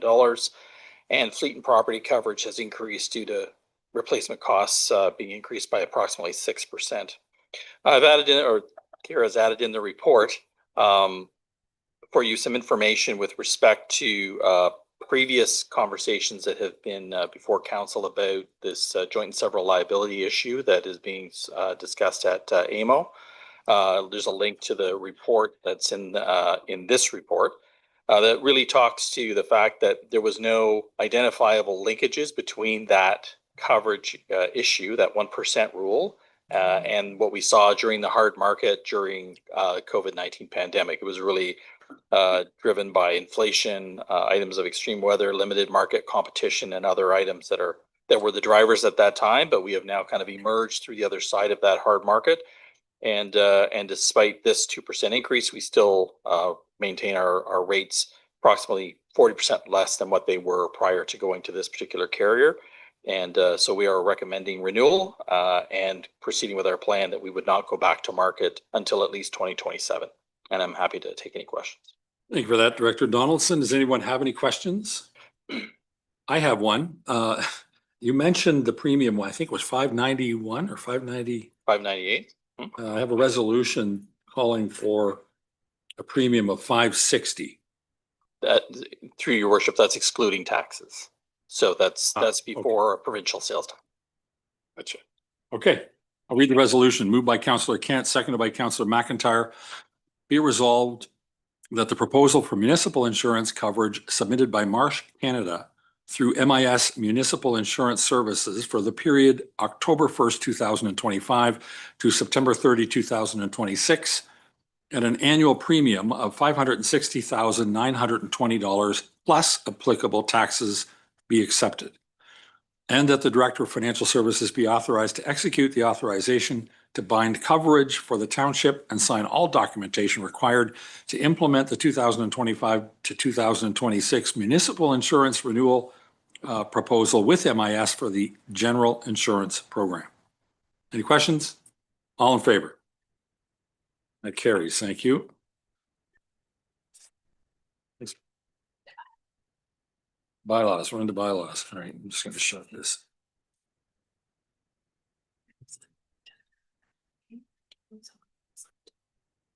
All right, do we have someone speaking on Lateo? Welcome, Ms. Crowder.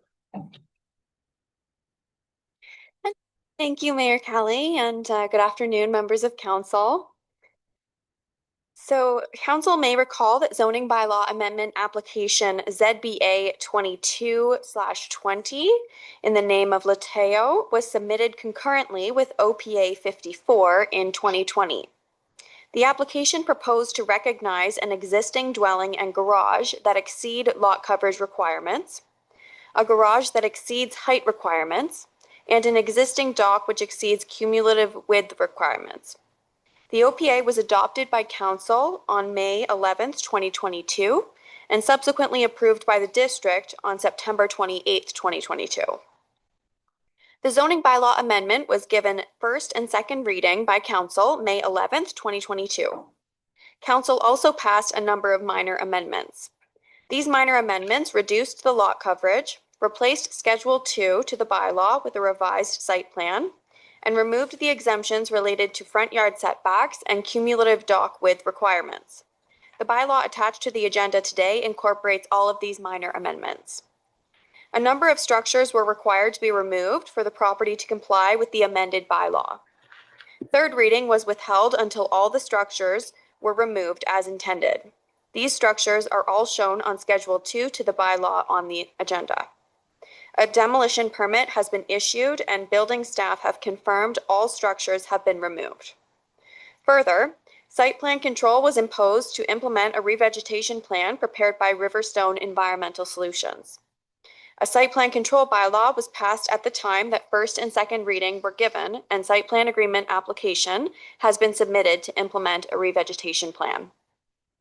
Now that all the requirements have been fulfilled, staff is bringing zoning bylaw amendment application ZBA 2220 back to council today for third reading. Staff have no further comments at this time, but are happy to assist council with any questions. Thank you.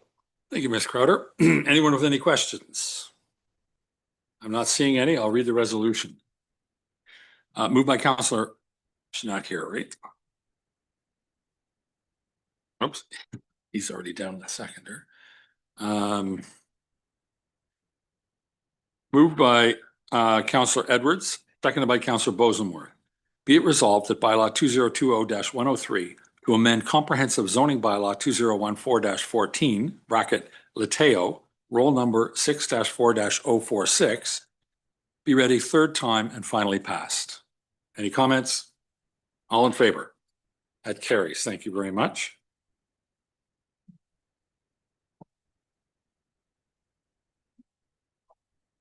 Ms. Crowder, you're on the next one, are you? Manley?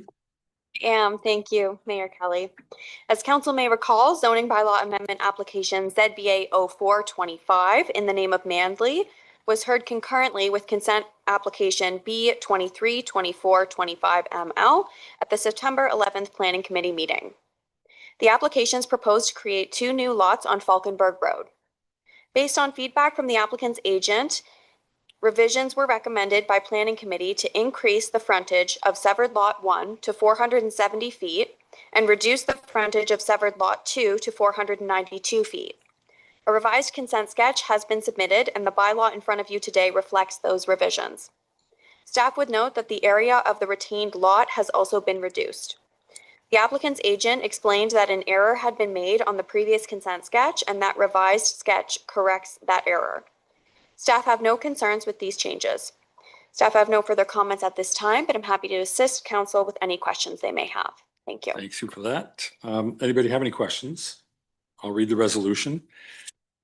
Moved by Councillor Zabit, seconded by Councillor Edwards. Be it resolved that bylaw 2025-113 to amend comprehensive zoning bylaw 2014-14 bracket Manley, roll number 2-5-004-01 be read a first and second time.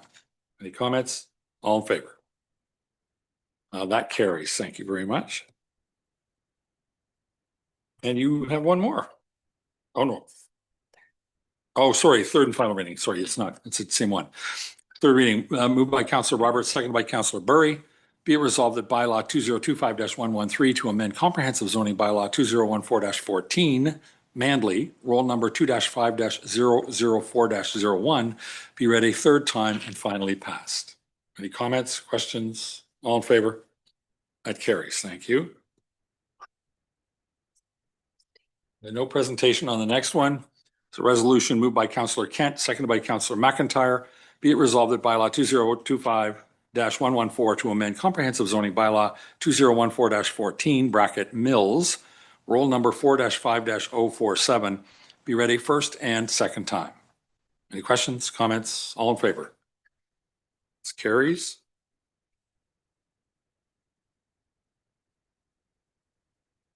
Next one is moved by Councillor Nishikawa, seconded by Councillor Zavitz. Be it resolved that bylaw 2025-114 to amend comprehensive zoning bylaw 2014-14 bracket mills, roll number 4-5-047 be read a third time and finally passed. Any questions or comments? All in favor? That carries. Thank you.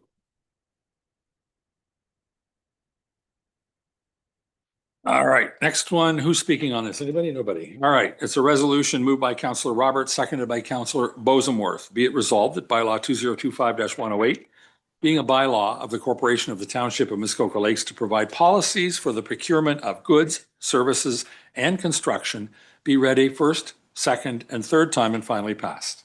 Any questions? Councillor Nishikawa. I tried to look for it and sorry if I've forgotten, but in part of this bylaw in future past years, we would say not just by Canadian, by Muskokan. And that was important to try to keep business close by. Could we still have that? Who wants to take that one on? Through you, your worship. So that matter was raised at the last meeting and there was no specific direction from committee to make that change. So that change has not been incorporated into the draft before you now. Councillor Nishikawa. I think sadly, I couldn't come up with the right wording. So maybe that, I just really wish that we could bring back that policy at a later date, but to really focus more on how we can, buy local. And also I would go a little bit further and talk about the bonding process of allowing others to apply for whatever jobs, but bonding sometimes gets out of the way. And I would say, I'd like to I'll put something in writing and we'll bring it back in 6 months. But I just really think that we could look at the bonding and also, again, staying with Muskoka as much as possible. Okay, thanks for that. Anyone else with a question or comment? Did I read this? All right, no questions, no comments. I'm going to call the question. All in favor? That carries. Thank you.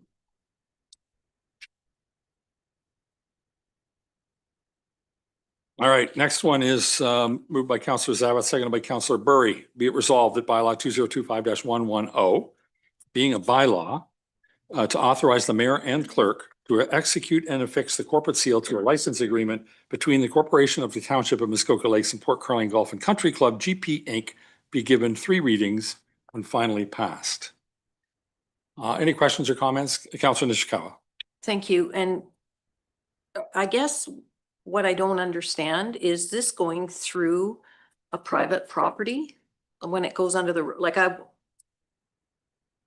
know a state drive, but I'm not sure if this goes under. Ms. Story, perhaps you can help. Yeah, thank you through you. No, I don't believe it is going through a private property. I believe they own the property on both sides of the road allowance. Okay, thank you. Okay, any other questions or comments? I'll call the question. All in favor? That carries. Thank you.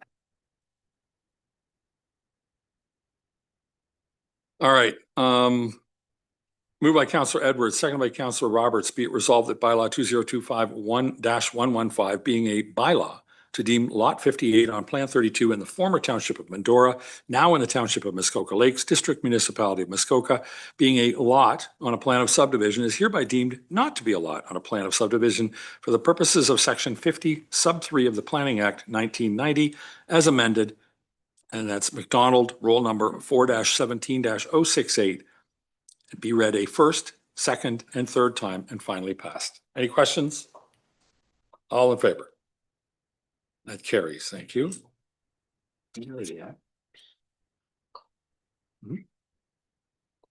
Okay, we're going to move into closed session and then we're going to take just 10 minutes if we can. Moved by Councillor Kent, seconded by Councillor Edwards. Be it resolved, the council in closed session convene at 5:11 p.m. For A, an exemption, litigation or potential litigation, including matters before administrative tribunals, section 239 sub 2 sub E of the Municipal Act 2001. The exemption in that case is advice that is subject to solicitor-client privilege, including communications necessary for that purpose, section 239 sub 2 sub F of the Municipal Act 2001. And that's described in confidential report CCS 2025-23. The second exemption is an exemption for plans and instructions for negotiations, section 239 sub 2 sub K of the Municipal Act 2001, and that's described in confidential report CCS-2025-24. Any questions? All in favor? Thank you. We are carried and we are enclosed. I will be back. Taking a little